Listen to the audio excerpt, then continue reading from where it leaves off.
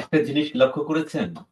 দেশে কতগুলো কুলাঙ্গার আছে যে কুলাঙ্গার গুলো বলছে প্রতিনিয়ত যে আমাদের ৭১ এর মুক্তিযুদ্ধকে আমাদের আজাদির লড়াই। কি সুন্দরভাবে আজাদি। এই আজাদি শব্দটা ওদের কাছে যতটা প্রিয়, ততটা অপ্রিয় হচ্ছে আমাদের মুক্তিযুদ্ধ শব্দটা।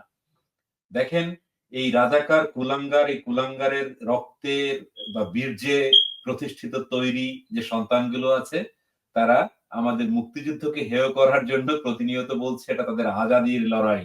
এটা ভারতের আধিপত্য থেকে মুক্তির লড়াই। এটা ওদের কাছে ভারতের আধিপত্য থেকে মুক্তির লড়াই। এটা ওদের কাছে আজাদির লড়াই। ওই যে পাকিস্তান যে প্রেতাত্মা ওদের ভিতরে আছে, ওই প্রেতাত্মার কারণে ওরা মুখ থেকে মুক্তিযুদ্ধ বলতে কষ্ট লাগে।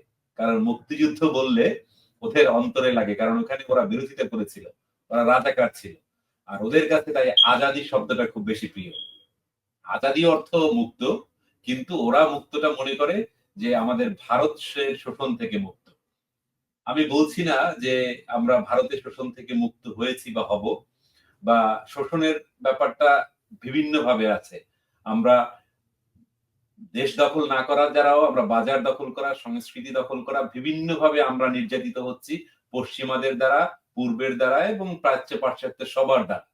তাই ভারতের শব্দটা ওদের কাছে বেশি আসে, কারণ এই কারণে যে ভারত এবং বাংলাদেশ মিলে সেই আমাদের মুক্তিযুদ্ধের সময় ওদের বাপ-দাদাদের বাঁশ দিয়েছিল। সেই বাঁশ খাওয়ার ফলে ওরা তো এখন বাংলাদেশের কথা বলতে পারে না। বাংলাদেশের কথা বললে তো রাজনীতি করা এমনিতেই সাজে না, তারপরও করছে। এখন ভারতের কথা বলে রাজনীতি করার একটা সুযোগ পাচ্ছে।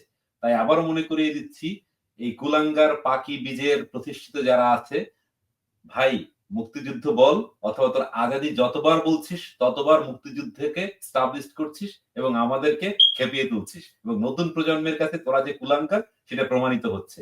তাই তোরা কখনোই এ থেকে মুক্ত হবি না। পাপ বাপকেও ছাড় না, সেটাই প্রমাণিত হচ্ছে।